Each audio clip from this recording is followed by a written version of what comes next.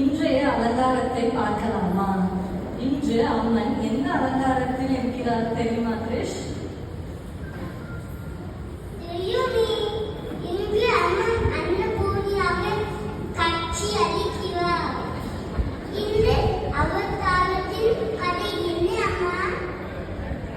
சிவபெருமான் ஒரு போட்டியில் பிரம்மனுடைய 5வது முகத்தை பிச்சை எடுக்கிறார். பிரம்மதேவன் கோபம் அடைந்து சிவபெருமானுக்கு ஒரு சாபம் விதிக்கிறார். அவர் கையில் மண்டையோடு ஒன்று ஒட்டிக்கொண்டே இருக்கும்.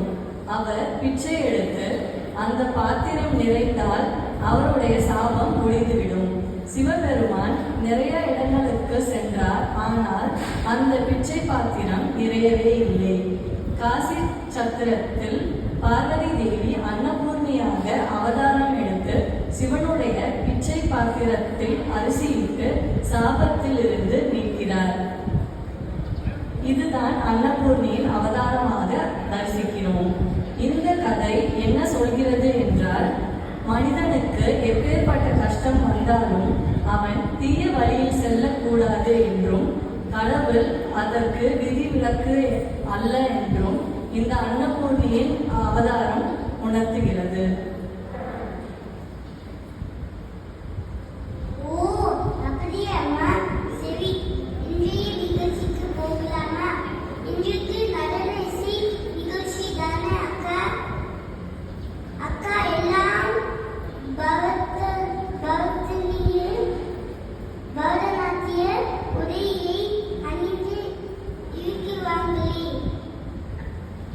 ஆமா, சரியாக சொன்னாய் கிரிஷ். இன்று நடன நிகழ்ச்சி தான்.